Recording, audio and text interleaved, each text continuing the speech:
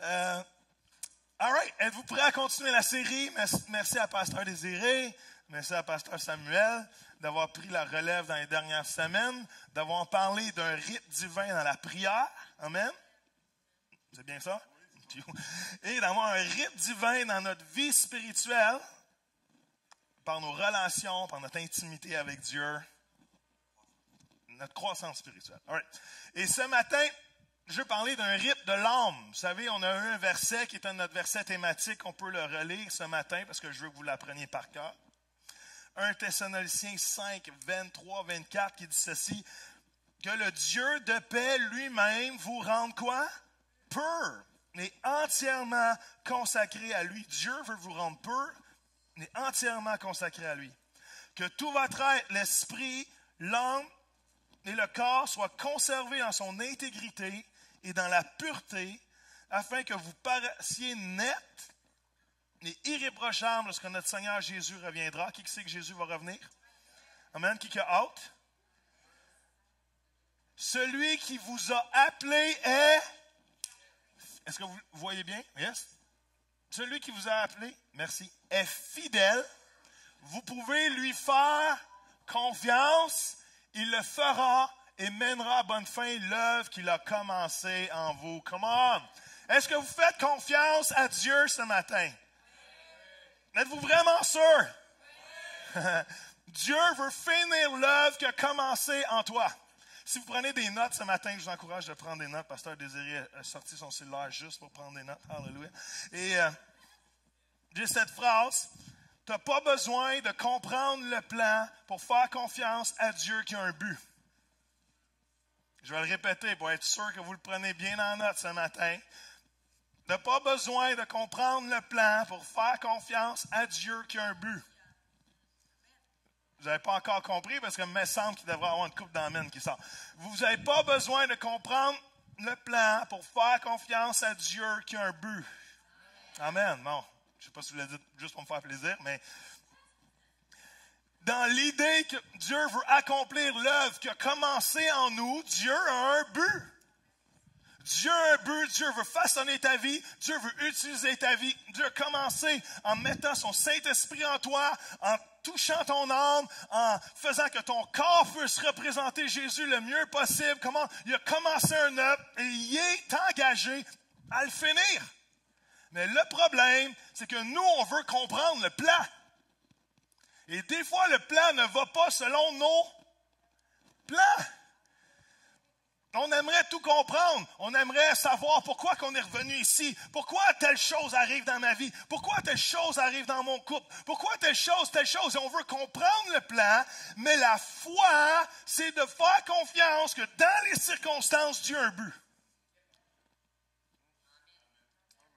Et c'est pas toujours facile. C'est pas vrai que c'est toujours facile. Oh, moi, je fais confiance au but de Dieu dans ma vie.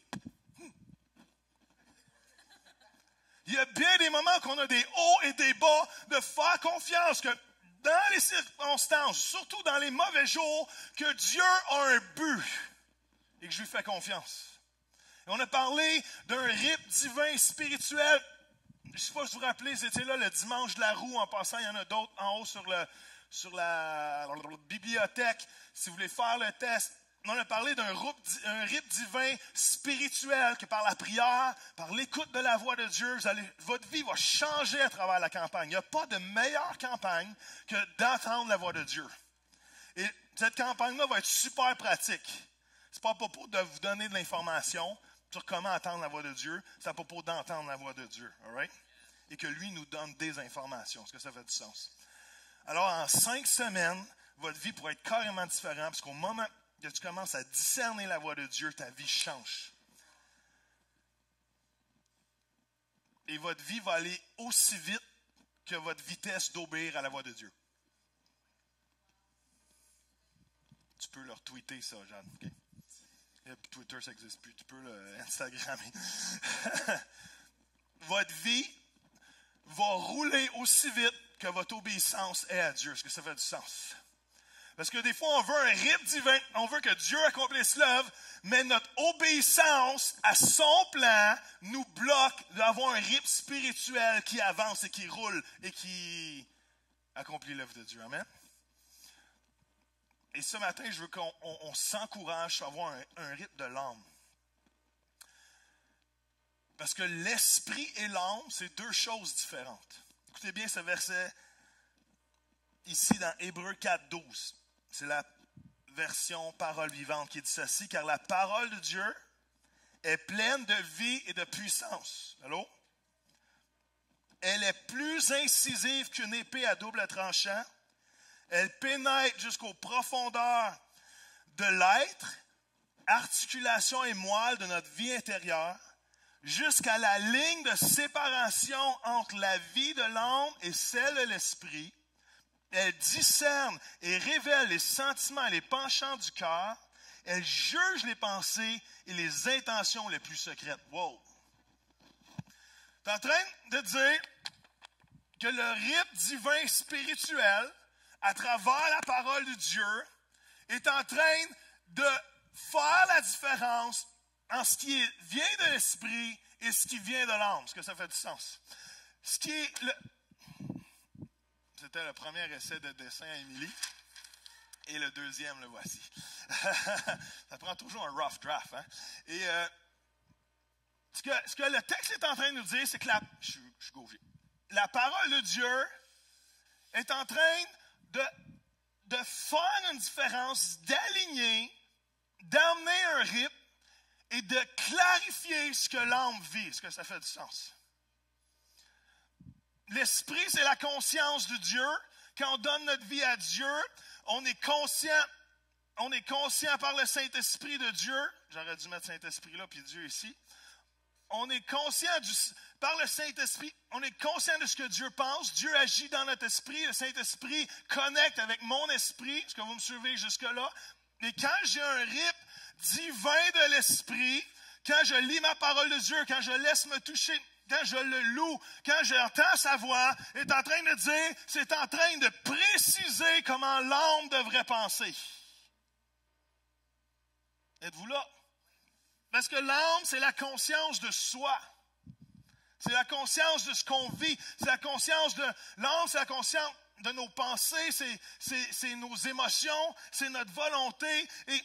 Et l'âme, qui n'a pas de rythme spirituel qui le précise, l'âme laissée à elle-même est appelée à se dérégler.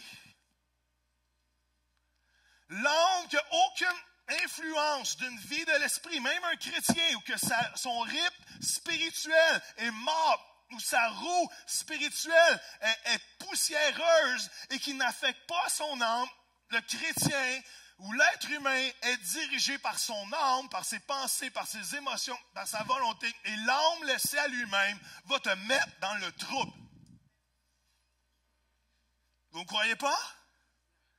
Est-ce qu'il y en a qui ne me croient pas? Parce que je vais vous le prouver. Marc 7 va dire ceci, c'est Jésus qui se fait poser des questions par des légalistes, encore les pharisiens qui vont dire, « Hey, tes disciples mangent la bouffe et ils n'ont pas lavé leurs mains. Ils vont pogner le... »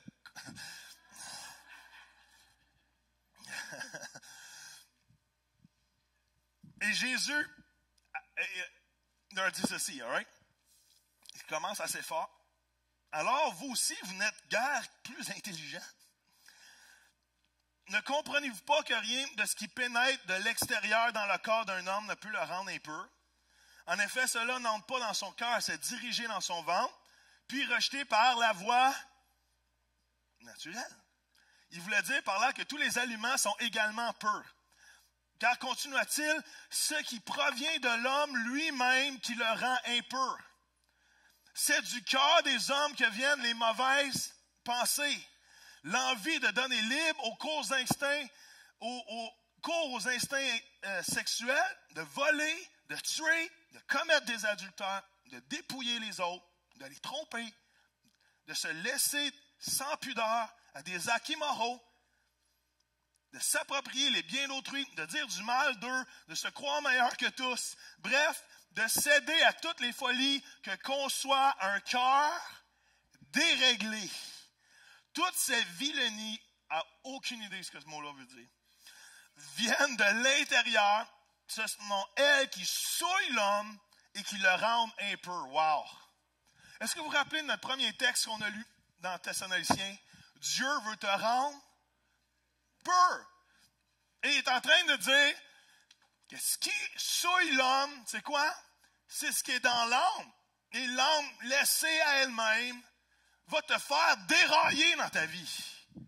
Va te faire perdre ton rythme divin. Va te faire perdre le plan de Dieu pour ta vie s'il n'y a pas le rythme de l'esprit qui l'influence. Et la bonne nouvelle ce matin, c'est que ton esprit et ton âme vont aller au ciel si tu es racheté par le sang de Jésus. Au moment que l'esprit de Dieu vient à toi, ça dit dans la Bible qu'on est quoi? On est de nouveau, une nouvelle naissance. Notre esprit était mort, maintenant il vit à cause de l'esprit de Dieu. Mais notre âme, lui, est appelé à être purifié. Joël au ciel va être esprit et âme, mais sur terre, mon esprit est racheté, mon esprit est né de nouveau, mais mon âme est encore en processus de sanctification. Avez-vous remarqué? Avez-vous remarqué que ce n'est pas parce que vous êtes sauvé que vous ne pouvez pas avoir des pensées impures? Ce n'est pas parce que vous êtes sauvé que vous ne pouvez pas être frustré après des gens et avoir des pensées d'amertume ou des choses comme ça. Pourquoi? Parce qu'ici-bas, on est appelé à laisser l'Esprit de Dieu développer un rythme qui affecte l'âme et qui change ma vie jusqu'à temps que mon corps dise « bye-bye » et qu'on passe l'éternité avec lui. Est-ce que ça fait du sens?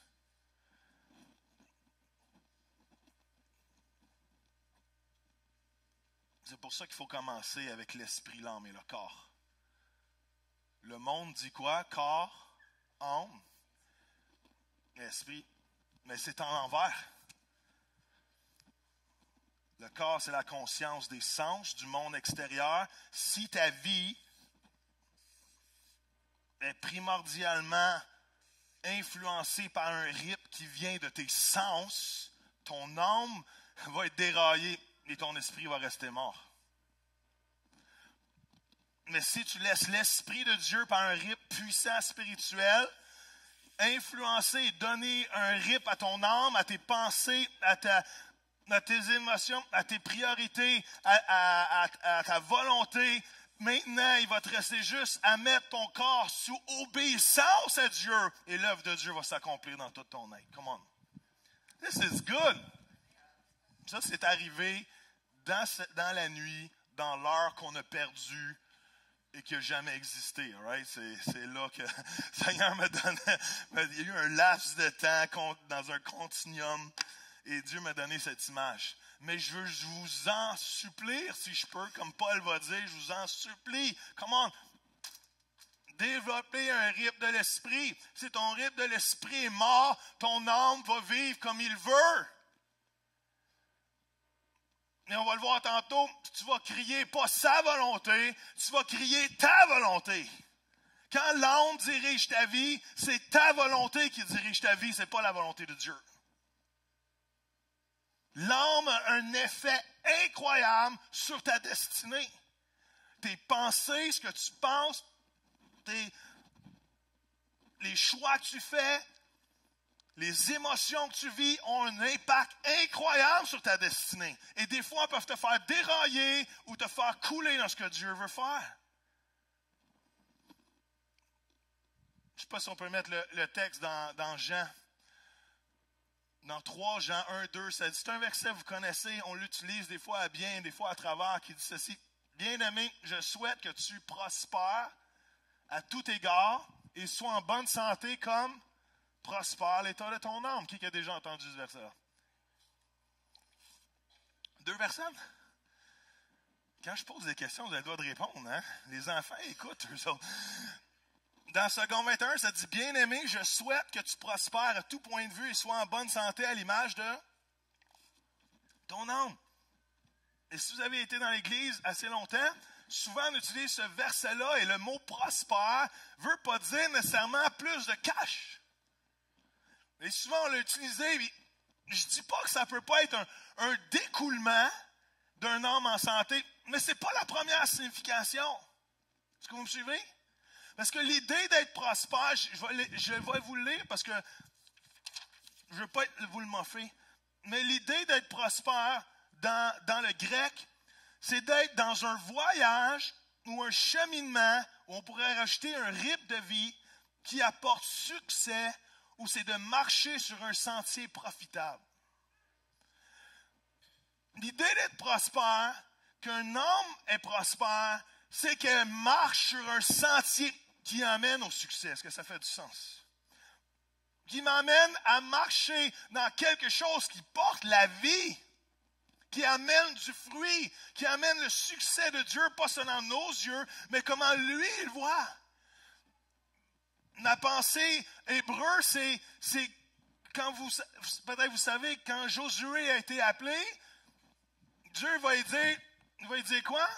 Il va dire, garde ce livre dans ta bouche, médite-le jour et nuit, et tu vas avoir du succès, tu vas prospérer. Et c'est l'idée, encore je ne veux pas le moffer, c'est l'idée d'être poussé de l'avant dans la vie. Comment? Quand tu as un rythme de l'esprit spirituel, ton esprit accroche ton âme et commence à lui donner un rythme aussi, et ton rythme de l'âme prospère, te met en chemin vers quelque chose qui va porter du succès, et de là, accroche ta santé, accroche ta vie, qu'elle aussi chemine vers quelque chose qui porte du fruit. Comment? Êtes-vous là matin? C'est bon. Ça serait Bill Johnson qui serait ici, vous serez en train d'être debout, en train de crier, là.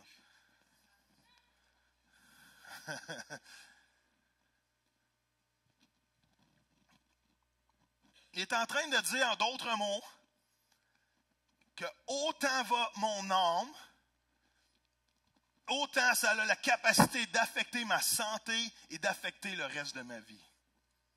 Et si mon âme se met en chemin vers quelque chose qui porte du succès, parce qu'il est influencé par le rythme spirituel que Dieu veut me donner, ma santé va suivre, a la capacité de suivre, et ma vie a la capacité de suivre ce même rythme divin-là. Est-ce que ça fait du sens?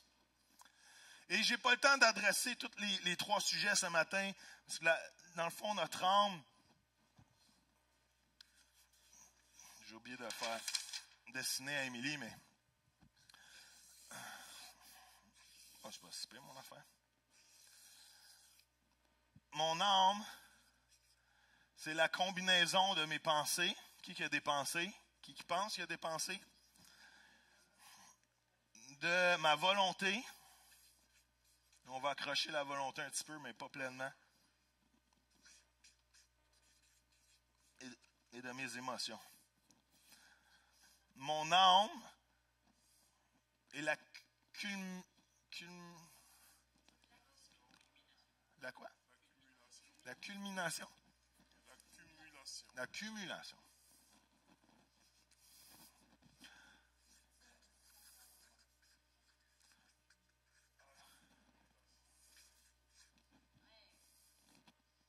La combinaison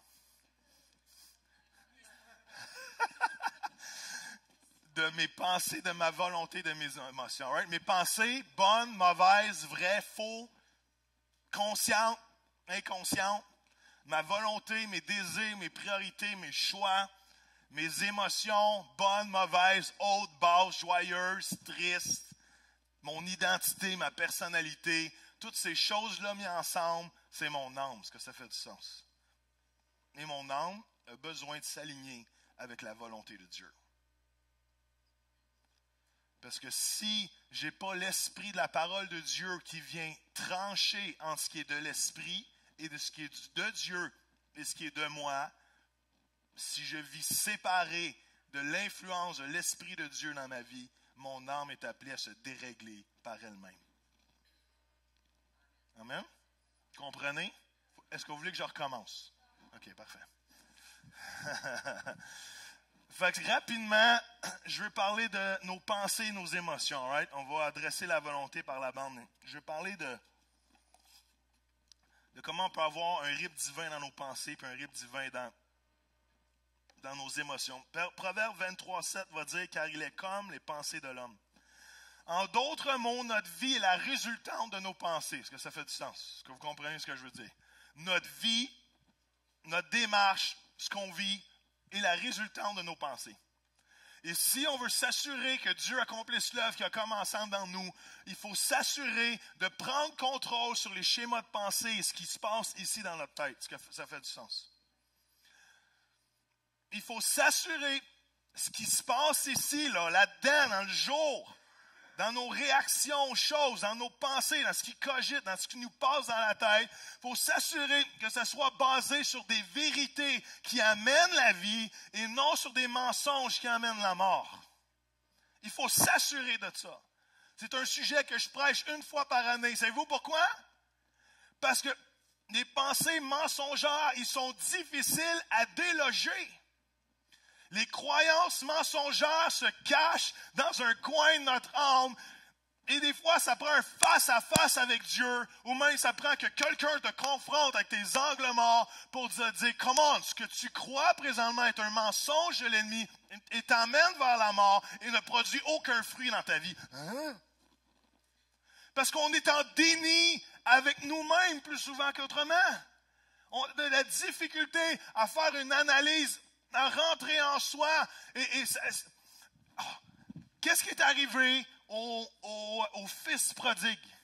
Qu'est-ce qui est arrivé au fils prodigue? Il a pris l'argent de son père, il est allé la perdre dans les bars, aller dans la prostitution, et s'est retrouvé au bout du compte à manger des quoi? Des caroubes de cochon. Déjà, quand tu ne connais pas le mot de la nourriture, c'est en partant pas bon, tu comprends? Tu le sais que c'est pas bon. Quand c'est connu, c'est bon. Quand c'est pas connu, fais attention, all right? Et ça dit qu'il était triste.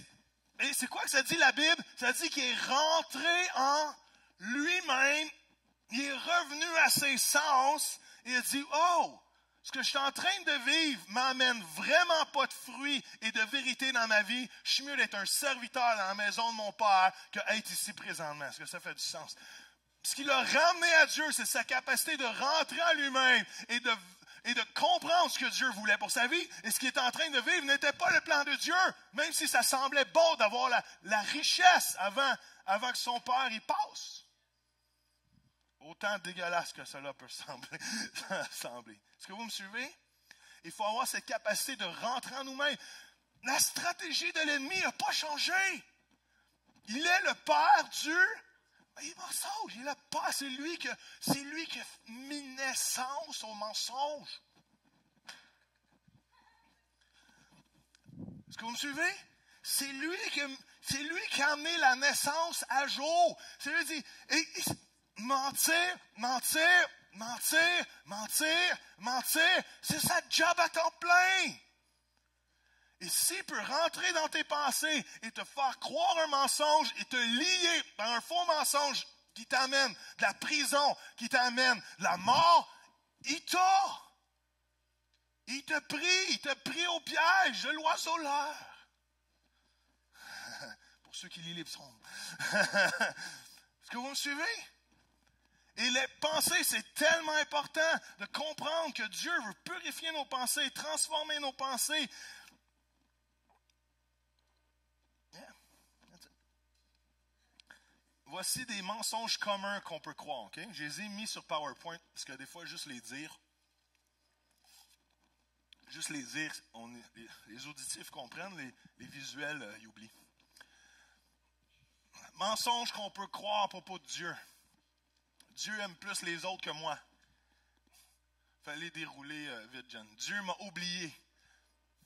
Dieu n'est pas digne de confiance. Il m'a déçu dans le passé. Il va le refaire un jour. Dieu n'écoute pas mes prières. Dieu ne valorise pas ce que je fais. Il doit être déçu de moi. Les mensonges qu'on croit à propos de nous. Je ne serai jamais capable de donner ou recevoir de l'amour. Si les gens savaient vraiment qui je suis, ils ne m'aimeraient pas. Ma valeur est dans ce que je fais, si j'ai du succès ou pas. Je me suis tellement planté que j'ai manqué le plan de Dieu pour ma vie. C'est moi qui les ai écrits, hein, fait que ça sonne en québécois. Je dois être en contrôle de tout pour être en sécurité. Je ne peux pas changer. Les mensonges qu'on croit à propos des autres, je dois me protéger car les gens peuvent me blesser. Je dois me rejeter avant qu'ils me rejettent.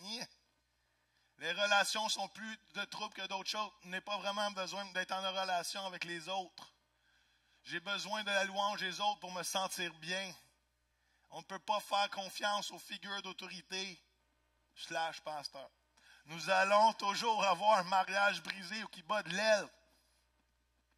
Si les autres m'acceptent, je vais être OK. Si vous pourriez mettre un X en toute franchise à côté de ceux que des fois qui vous passent par la tête, je ne serais pas surpris que 4, 5, 6 de ces pensées-là, des fois, viennent vous envahir.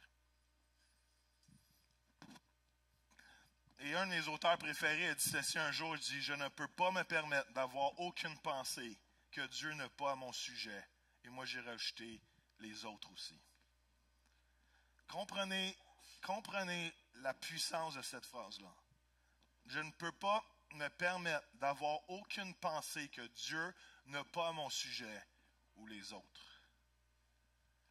À quel point, si vous mettiez cette phrase en action dans votre vie, cela changerait votre vie.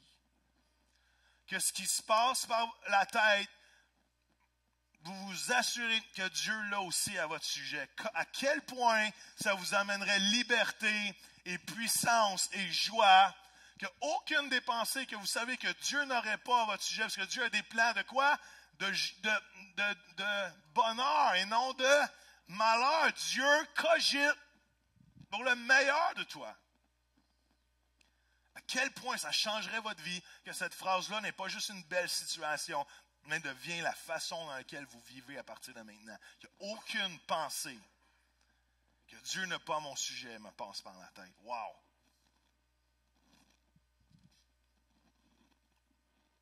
Dieu nous appelle à avoir quoi? Un renouvellement des pensées. Il y a un texte super intéressant dans 2 Corinthiens qui dit ceci. Oui, nous renversons les raisonnements et les arguments sophistiqués qui se dressent prétentieusement en rempart contre quoi? Contre la véritable connaissance de Dieu. Faisant prisonnière toute pensée rebelle, nous l'amenons à obéir au Christ et à reconnaître son autorité. Come on. Et il faut se faire violence dans nos pensées. Il faut faire violence aux mensonges qu'on croit et même mettre des temps spécifiques pour demander au Seigneur, y a-t-il des mensonges que je crois? Il n'y a rien de pire de vivre ta vie sur un mensonge. Le mensonge devient notre nouvelle réalité et tant que tu sais pas ce que tu sais pas, tu le sais pas. Est-ce que ça fait du sens?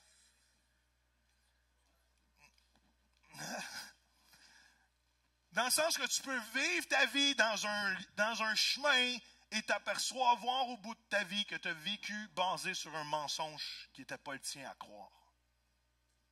Et à personne d'ailleurs, mais qui n'était pas à croire. Il faut avoir cette vulnérabilité, même à 50 ans, à 40 ans, à 60 ans, à 70 ans, de dire, Seigneur, montre-moi les mensonges qui sont incrustés dans ma vie, sur lesquels je base ma vie et qui me font dérailler ou dérégler de la volonté de Dieu pour moi. Des fois, tu dis, pourquoi ça n'avance pas mon affaire? Pourquoi je pogne des murs? Alors, regarde ce que tu crois. Parce que si tu crois la vérité, ça va porter les fruits de la vérité. Si tu rentres dans des murs quotidiennement, régulièrement, et tu te plantes le front, toujours dans les mêmes affaires, peut-être que tu devrais regarder ce que tu crois. Y a-t-il des choses que tu devrais changer, des croyances que tu devrais changer? Parce que les croyances mensongères changent notre vie. Mais Dieu nous dit qu'on peut avoir la pensée du Christ. Amen? Et la pensée du Christ à travers la parole de Dieu discerne nos émotions, nos ambitions, nos rêves, toutes les choses, même nos allégeances avec des gens qu'on ne devrait pas avoir des allégeances avec. Il nous appelle à discerner la vie, à discerner l'âme. L'idée de renverser, c'est l'idée de détruire, c'est l'idée d'arracher. C'est violent. Emmener des pensées à la soumission de Christ. Qui a déjà, ne levez pas la main, mais vous avez peut-être combattu des pensées de suicide un jour. Même moi qui aime la vie, le golf,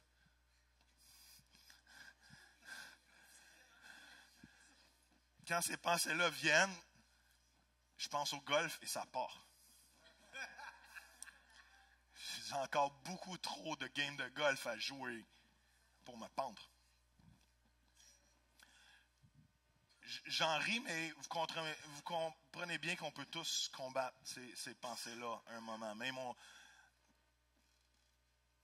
c'était avec Rachel que Rachel a prié pour des gens qui vivaient ces pensées-là. Il y a beaucoup de gens qui se sont levés debout. Parce que dans l'âme, il y a un mal de vivre. Et quand il est laissé à lui-même et pas impacté par la vie de l'esprit, l'âme tendance à aller vers la mort lui-même. Par lui-même. Il n'a pas besoin de le guider là. Parce qu'on vit sur des mensonges. Et même si on est les meilleurs chrétiens, ces pensées-là de l'ennemi peuvent venir dans notre tête. Pourquoi? Parce qu'il est un voleur. Puis il veut nous détruire. Il veut nous voler de notre vie.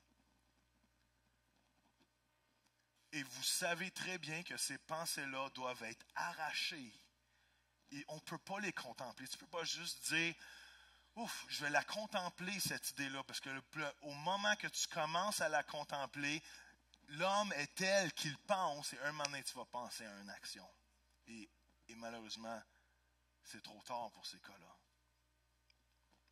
Est-ce que vous comprenez de ce genre de pensée, vous pouvez mettre toutes les autres pensées, et on doit leur faire violence et leur soumettre au sang de Jésus qui nettoie nos consciences. Qui nettoie nos consciences.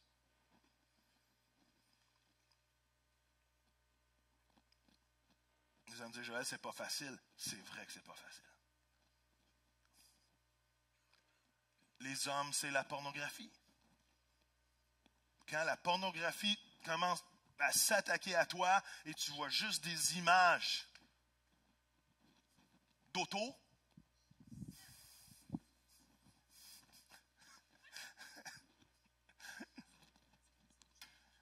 si tu commences à contempler ces pensées, tranquillement, ton âme va se nourrir de ça et va aller vers la mort spirituelle. Même notre ami Sean Balt, il disait que la pornographie est une des pires choses pour couper la voix de Dieu dans ta vie. Et ces pensées-là, les hommes et les femmes doivent être arrachées et asperger du sang de Jésus et de demander la grâce de Dieu sur votre vie. De dire, Seigneur, je suis sous ta grâce, je suis sous ta grâce, je suis sous ta grâce. Et de dire, Seigneur, je rends ces pensées-là captives. Il y a une violence à se faire pour que nos pensées ressemblent aux pensées du Christ.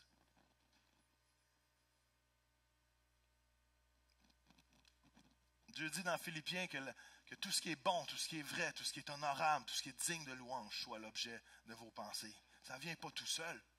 Ça ne vient pas tout seul. Il faut se faire violence. C'est pas vrai que le matin, que je me réveille en disant tout ce qui est digne de louange soit l'objet de mes pensées aujourd'hui. Toi, tu vas penser demain matin, mais non, même la nuit, l'ennemi vient m'attaquer. Est-ce qu'il y en a que vous êtes attaqués dans vos pensées la nuit? Ou il y a juste moi? Ou peut-être prier pour moi. Mais quand je nourris quelque chose dans le jour, l'ennemi vient m'attaquer dans mes pensées la nuit. Deuxième chose, les émotions. Qui vit dans un monde d'emoji aujourd'hui? Les émotions, je suis fatigué, je suis furieux, je suis fâché, je suis malade, je suis surpris, je suis effrayé.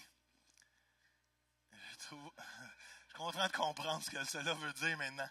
J'ai soif, j'ai faim, j'ai honte. Et aujourd'hui, nos émotions passent par un petit bonhomme sourire. Et quand mon épouse m'écrit, elle m'envoie des cœurs, elle m'envoie des bisous. Moi, je J'envoie la même chose. Mais qui sait que les vraies émotions ne passent pas par un petit bonhomme sourire? Qui sait que les hommes, savez-vous que vous avez des émotions aussi? Les femmes rient. Les hommes, ils disent, hein? On a tous des émotions. Mais les émotions, écrivez ceci, vous prenez des notes. Les émotions sont des bons indicateurs, mais ce n'est pas des bons guides. Les émotions, c'est comme un auto. Et je ne sais pas si on peut mettre la prochaine image.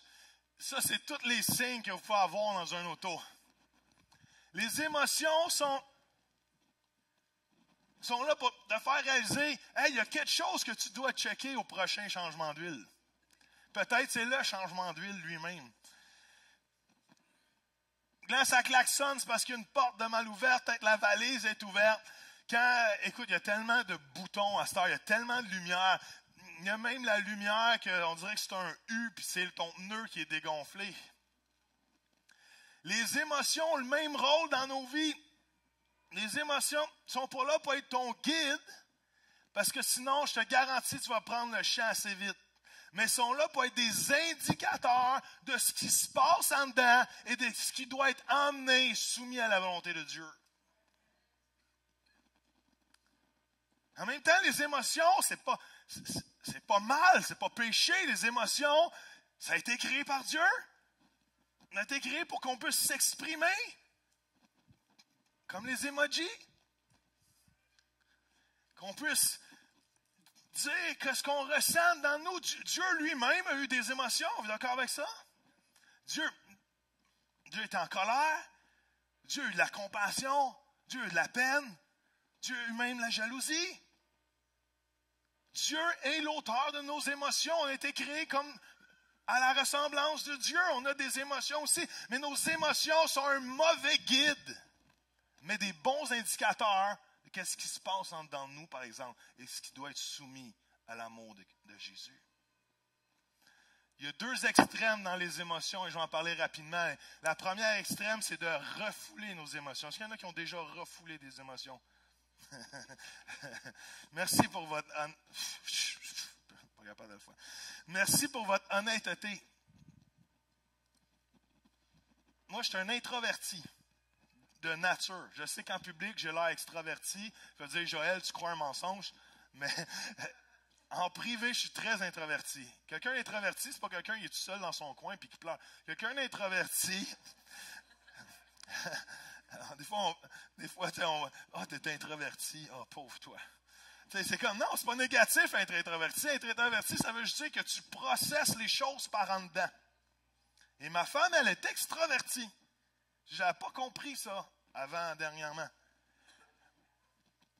Et ça a sauvé, dans un sens, pas sur le bord de la faillite, mais ça a sauvé notre couple dans le sens de se comprendre qu'elle, elle processe les choses à l'extérieur. Donc elle parle. Moi, quand je processe les choses en dedans, puis je dis une phrase, tout est décidé. Hein? Il y en a qui ont des maris comme ça. Moi, j'ai fait le tour de la question, j'ai fait le tour du monde dans ma tête.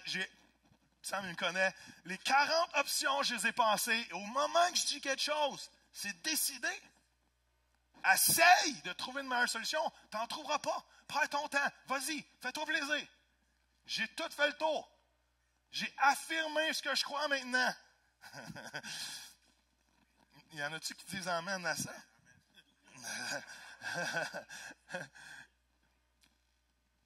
Mais ça fait que je peux refouler mes émotions, par exemple. Ma femme, c'est le contraire. Ma femme, elle exprime ses émotions. Et quand je parle, c'est parce que c'est du cash. Fait que quand elle exprime ses émotions, mais elle les réfléchit à haute voix, je pense que c'est du cash. Tu peux pas croire ça. Non, tu peux pas penser ça. Tu peux pas dire ça. Et là, j'ai compris qu'elle processait à haute voix et j'ai besoin de m'en foutre un peu jusqu'à temps qu'elle arrive au bout. Je pense qu'elle n'est pas là, on m'entend. Mais elle serait d'accord. Et quand elle arrive au bout d'avoir processé, là, elle arrive avec la conclusion. Mais avant, short de gomme, il y en a des affaires qui se passent. Mais elle n'a pas de problème avec refouler les émotions. Non. Non.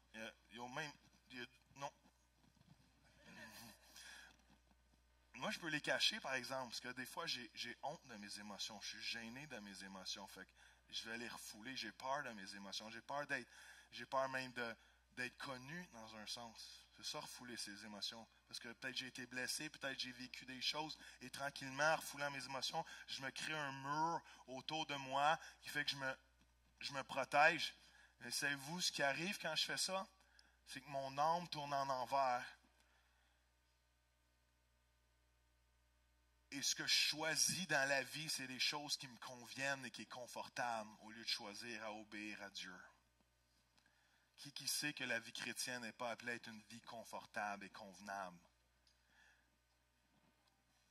Mais quand je refoule mes émotions, je choisis plus ce que je crois qui va me faire du bien que ce qui va me mettre dans une situation de risque et d'obéir à ce que Dieu veut vraiment. Je peux les refouler ou je peux me laisser diriger par mes émotions. Il y en a qui se laissent diriger par leurs émotions. Je ne vous demanderai pas de lever la main. Et les émotions dirigent leur vie. Et savez-vous, c'est quoi le problème quand c'est les émotions qui dirigent ta vie? Comme j'ai dit au début, c'est ma volonté et non sa volonté. J'ai rarement vu quelqu'un réagir sur ses émotions, faire la volonté de Dieu. Rarement vu. Quand tu cries après quelqu'un à cause de tes émotions, c'est rarement dans la volonté de Dieu. Quand tu envoies quelqu'un promener sur la route, il n'y a personne qui vous voit, sauf le Saint-Esprit.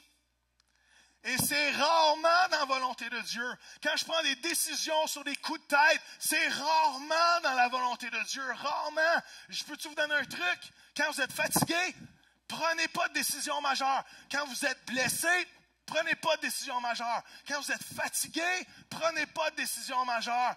Quand vous êtes fâché, prenez pas des décisions majeures. Quand vous êtes seul, prenez pas des décisions majeures. Attends. Il y a trop de monde qui ont scrappé leur rythme divin et même des fois d'une façon presque pour une vie complète parce que leur émotion pour un moment a crié « ma volonté » au lieu de dire « sa volonté ». Allô? Joël, c'est vraiment bon ce que tu es en train de dire maintenant. C'est vraiment bon. Il n'y a personne qui te le dit, mais moi je te le dis. Et je peux-tu vous dire quelque chose? Je crois qu'on ne peut pas se laisser diriger par nos émotions et en même temps crier à Dieu, je veux te servir. Je vais vous laisser la réfléchir quelques instants. Je ne crois pas qu'on peut honnêtement crier à Dieu, je veux faire ta volonté, puis en même temps se laisser diriger par nos émotions. Vous me dites, prouve-moi ça, Joël? Oui, je vais te le prouver. Merci de me le demander. Jésus est le meilleur exemple du combat entre les émotions et la volonté de Dieu. Qu'est-ce qui est arrivé dans le jardin de Gethsémani? Jésus vivait des émotions énormes. Énormes. Il sait qu'il va se faire trahir. La trahison d'un sentiment humain est terrible. Il sait que ses chums, ils dorment. Moi, si je disais ça à Sam cette semaine, non, c'est pas ça que je voulais dire, mais je dis, comment les disciples ont fait pour écrire ce bout de la Bible-là alors qu'ils dormaient?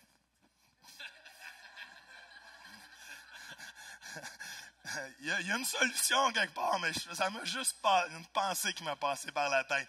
Comment ils ont fait? Ils ont été honnêtes, en plus. Probablement c'est quelqu'un d'autre qui leur a dit de le mettre. Mais, comment ils ont fait? Et Jésus, il a besoin de ses chums. Jésus vit des grosses émotions, au point qu'il y a des grumeaux de sang.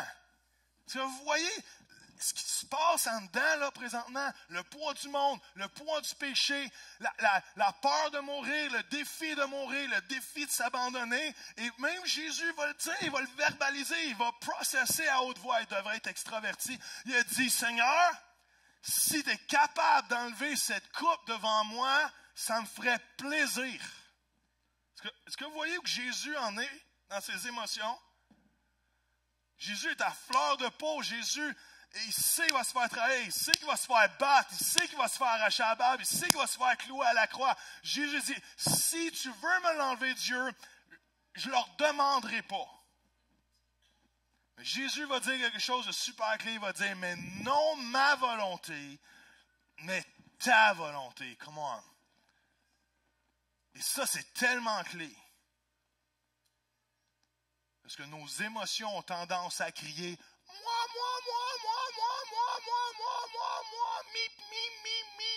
mi. C'est pas un camion qui recule.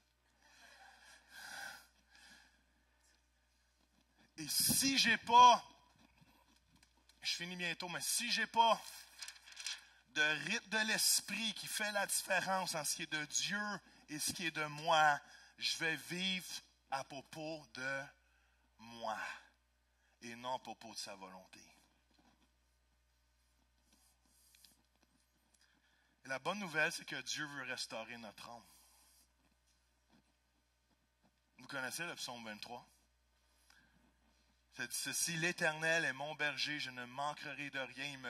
Il me laisse reposer sur des gazons verdoyants. C'est la parole vivante. Il me conduit avec soin tout au long des eaux tranquilles. Il restaure la santé et les forces de mon âme. Qui dit amen à ça ce matin? Et la bonne nouvelle, c'est que Dieu veut établir une force et une santé à notre âme. Et au point que ma âme est prospère, ma vie et ma santé vont être prospères. Est-ce que vous voyez les roues qui s'engrangent ici? Est-ce que vous voyez la roue spirituelle qui affecte la roue de ton âme, qui affecte la roue de ta vie? Et Dieu veut restaurer ton âme. Et l'idée d'être restauré, dans la pensée du mot, c'est d'être remis sur tes quatre pattes, d'être remis sur pied, d'être remis dans le droit chemin. Et les brebis, semble-t-il, j'ai jamais été berger, j'en ai vu plusieurs en Irlande, mais les brebis, je ne sais pas si la vidéo est prête. Les brebis, quand ils tombent sur le dos, semble-t-il, ne sont pas capables de se remettre sur quatre pattes par eux-mêmes. Et voici notre brebis exemple.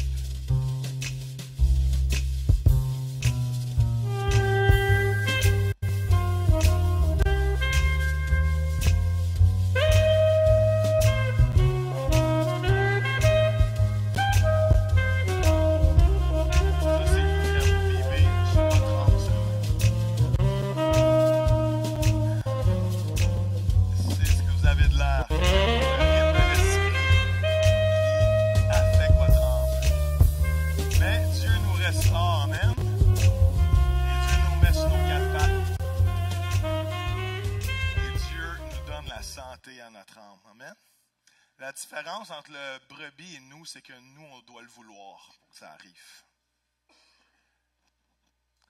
Peux-tu avoir un moment de franchise avec vous? Non. Parfait. Ce moment est passé. Avant puis mon staff le sait, puis l'équipe le sait, avant mon temps d'arrêt de 3 mois qu'on a pris, mes émotions étaient vraiment je ne sais pas si dans le tapis du mauvais sens ou dans le tapis du bon sens, mais ils étaient mélangés. Il y a 3 émotions qui sont primaires, c'est la culpabilité, c'est l'amertume, c'est la peine. C'est 3 des 3 plus grosses émotions qu'on peut vivre ou qui souvent affectent notre vie, comment on vit. Puis, je dirais qu'à ce moment-là, les 3 très, très à vif. Un gros sens de culpabilité. Gros sens d'amertume, il y a un gros sens de peine, un gros sens de douleur.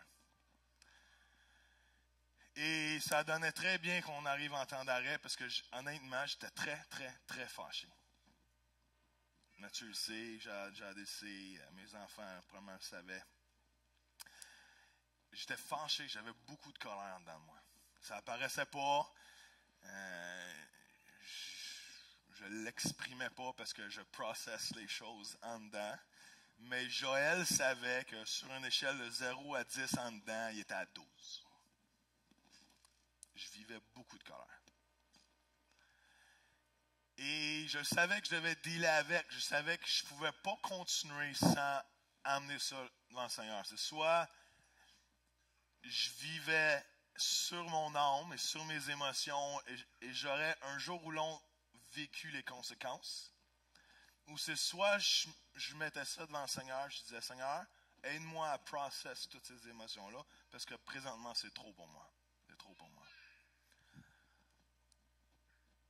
Et comme je vous ai dit, mon défi dans mon temps d'arrêt, c'était de lire le Nouveau Testament en 3 mois, puis je suis content de l'avoir fait, puis je suis content aussi du défi de lecture de la Bible qu'on s'est mis, puis j'espère que vous le faites, puis j'espère que vous continuez, ou sinon commencez maintenant où que vous êtes.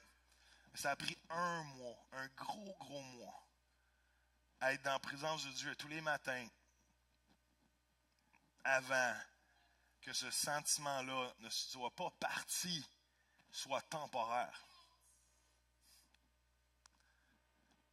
Au lieu de à tous les jours, puis avez-vous remarqué que les mauvaises pensées, des fois, tu ne les cumules pas par toi-même, ils te frappent comme un avion qui voudrait te rentrer dans la tête. Pareil comme les avions au 11 septembre, on dirait qu'il y a des pensées, tu penses à rien, tu es dans la joie, tu es tout content. Même tu peux être en louange devant le Seigneur, puis un moment donné, c'est comme si un avion de pensées négatives, bang, qui te rentre dedans. Tu essaies de t'en débarrasser, puis elle te saute d'en face. Pareil comme Alien. Et il faut que tu reviennes et tu les amènes captives au nom de Jésus, puis tu recommences le processus. Jusqu'à temps que tranquillement, pas vite, ça s'éloigne. Et tu dis, Seigneur, je pardonne. Seigneur, je me pardonne. Seigneur, nettoie-moi. Lave ma conscience. 1 mois fâché. 1 mois. Fâché à tous les jours. Fâché. Comme Joël peut être fâché. Okay? Il y en a qui se fâchent peut-être plus, mais comme moi, je peux être fâché, j'étais fâché. Et le 2e mois, c'était à tous les 3 jours.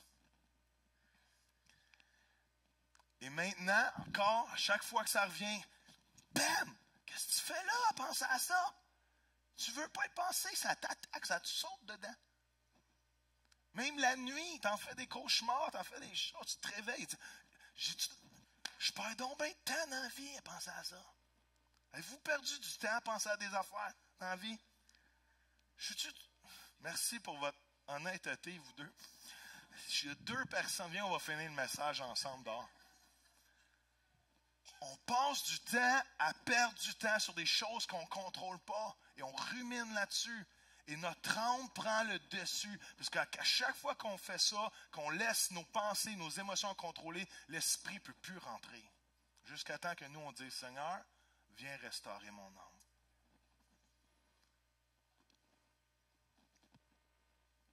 Et maintenant, c'est rendu aléatoire.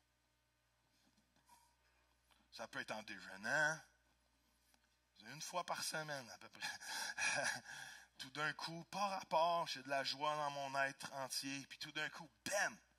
Pourquoi tu reviens, toi? Il me semble que j'ai dealé avec toi. Savez-vous pourquoi ça revient? Parce que notre âme est en processus de purification. S'il serait racheté, tout lavé dans le sang de Jésus, on n'y penserait même pas. On ferait une petite coupure ici, une petite opération, puis on n'y penserait plus jamais. Mais c'est pas ça. Notre âme est toujours en purification de dire, tu vas-tu décider de te soumettre à ma volonté? Et au moment que je dis non, je veux ma volonté, savez-vous quoi? C'est la pire chose que tu ne peux pas faire parce que c'est toi qui vas mourir dans ton âme. Les gens que tu pourrais être fâché avec, ils s'en foutent. Ils s'en foutent. Ils ne savent même pas ce que tu vis. Ils ne connaissent même pas ce que tu vis. L'amertume, c'est comme boire un poison en espérant que c'est l'autre meurt.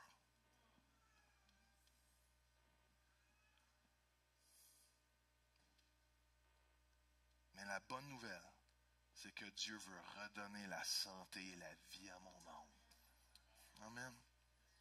Je pourrais continuer quelques heures. Mais on a dépassé notre temps matin. Mais je veux faire une prière. Et je veux juste rapidement demander la transparence à tout le monde. Peut-être juste fermer les yeux quelques instants. Cette série-là est cruciale, est vraiment cruciale. Parce que le but, c'est que Dieu veut accomplir une œuvre, puis veut terminer l'œuvre que Dieu a commencée en toi. Puis mon rêve, c'est de le faire pour ma vie, de gagner la course. Mais mon rêve, c'est que vous autres aussi, vous gagnez la course de la vocation céleste que Dieu vous a appelée.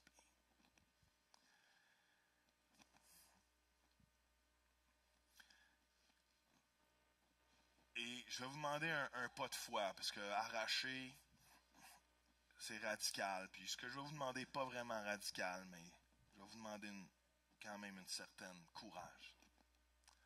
C'est-à-dire que si des fois vous combattez des pensées que vous savez qui ne sont pas de Dieu, ou des émotions que vous savez que vous devez soumettre à Dieu, j'aimerais ça que vous vous leviez debout et qu'on puisse demander la liberté de Dieu maintenant. Si vous vous sentez attaqué dans vos pensées présentement, si vous sentez que vos émotions sont out of whack, je ne sais pas comment le dire en français, mais sont déréglées, c'est vraiment ça. Vos émotions sont déréglées.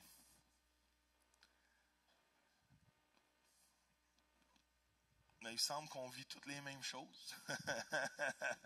Ou presque. Mettez la main sur votre cœur puis sur votre front quelques instants. Et Seigneur, dans le nom de Jésus, je réclame ce qu'Anna nous a partagé ce matin. C'est que le sang de Jésus purifie notre conscience. Et notre conscience, c'est notre cœur, et notre cœur, c'est notre âme. Et notre âme, c'est nos pensées, c'est notre volonté.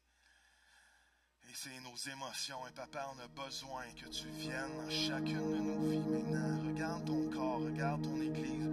Regarde tes enfants qui disent, Papa, purifie-moi ce matin. Seigneur, dans Thessaloniciens, qui dit que toi, tu veux nous rendre purs. Alors, Père, on te remercie que tu nous purifies ce matin. Que tu es rentré avec ton sang à travers le voile et tu nous as versé ton sang afin qu'une fois pour toutes, nos vies, nos consciences, notre cœur, notre âme pourraient être sanctifiés pour ta gloire, Seigneur, Papa. Et on comprend qu'on pêche et qu'on bronche de plusieurs façons. Mais Papa, ton sang a pourvu pour qu'à chaque fois que je viens devant ton trône de grâce, tu me nettoies encore. Et Papa, on arrache les pensées qui ne viennent pas de toi ce matin. On met sous ta volonté et sous l'obéissance toute pensée qui s'élève contre la vérité et la connaissance de Dieu ce matin. Seigneur, ton sang coule à flot sur nos pensées maintenant, coule à flot dans nos émotions, coule à flot dans nos vies. Et on dit à Satan, tu n'as aucune place à nous attaquer. Aucune place. Nos pensées sont soumises à toi. Et Seigneur, on va être de ceux qui disent non ma volonté, mais ta volonté, Seigneur. Et à chaque fois, Seigneur, que les pensées viennent, que ce soit ruminées par nous ou influencées par le mensonge de l'ennemi, Papa, on dit, on te demande pardon et on veut être purifié par toi. Les hommes, Seigneur, tu purifies nos yeux, tu purifies nos pensées, tu purifies toutes choses qui viennent, qui s'élèvent contre la pureté dans notre cœur. Seigneur, c'est précieux ce que tu fais ce matin. Je crois que c'est de Dieu, c'est de toi. C'est toi qui as voulu ce matin. C'est toi qui as voulu ce genre de communion ce matin. C'est toi, Seigneur, qui as donné à Anna de voir que tes anges nous font du ministère présentement, Seigneur. Et déverse ce sang de la tête aux pieds sur chacune de nos vies. Alors, Père, je réclame la liberté, que ce soit progressive ou spontanée, mais qu'on vit libre des mensonges de l'ennemi, libre de l'attaque des pensées. Et Seigneur, qu'on marche dans la vérité éternellement. Éternellement. Satan, tu n'as pas accès. Tu n'as pas accès à mes pensées. Tu n'as pas accès. Tu peux m'en donner, mais tu n'as pas accès à mes pensées. Et Père, les seuls murs que je mets, c'est les murs de ta grâce autour de ma vie. C'est les murs de ton amour autour de ma vie, Seigneur. Afin que je ne sois pas dirigé par mon âme, mais je sois dirigé par l'effet du Saint-Esprit dans ma vie, Seigneur. Et Père, je déclare un rythme divin dans l'âme qui s'installe dans chacune de nos vies. Tous ceux qui avaient un âme comme moi, qui était un déréglé, qui était beaucoup plus centré sur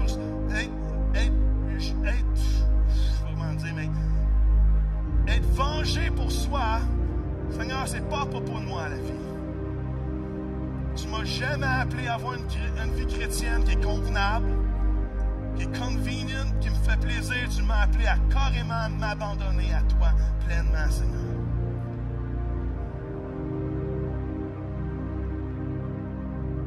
Même si, comme Jésus, des fois, on voudrait dire, Seigneur, éloigne-toi de moi. Aide-nous à prendre l'obéissance en se soumettant à tout ce que tu veux pour nos vies.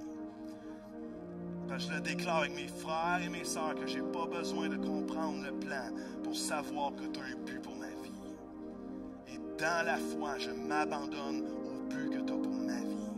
Je veux m'ancrer dans la foi que malgré toutes circonstances, tu as un but et tu le rachètes et tout concourt au bien de ceux qui aiment Dieu, qui sont appelés selon son dessein.